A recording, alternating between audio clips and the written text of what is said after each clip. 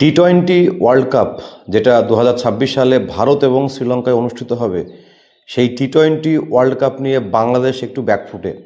কারণ আইসিসির যে মিটিং হয়েছে আর কি, সেই মিটিংয়ে চরম একটা সিদ্ধান্ত নেওয়া হয়েছে।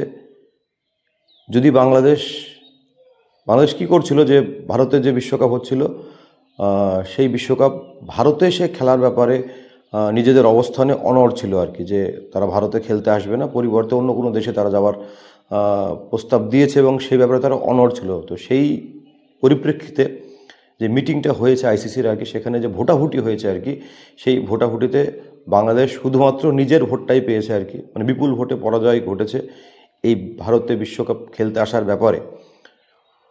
বাংলাদেশকে এই 22 জানুয়ারি বৃহস্পতিবার পর্যন্ত সময় বেঁধে দেওয়া হয়েছে। যদি এর মধ্যে তাদের সিদ্ধান্ত না জানায়, কি করবে? ভারতে খেলতে আসবে না আসবে না?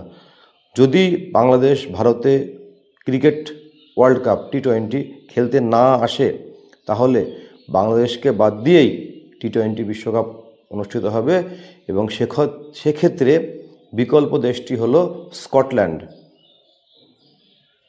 স্কটল্যান্ড খেলবে বাংলাদেশের পরিবর্তে।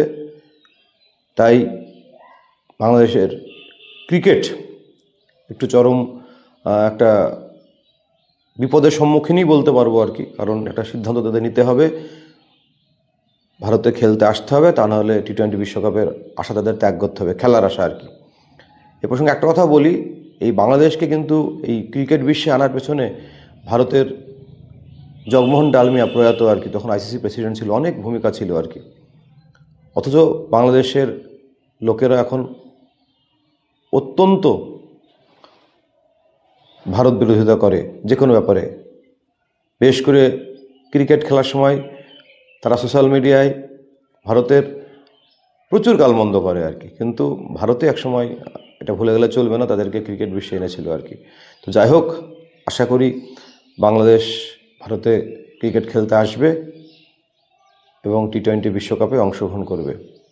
অসংখ্য ধন্যবাদ।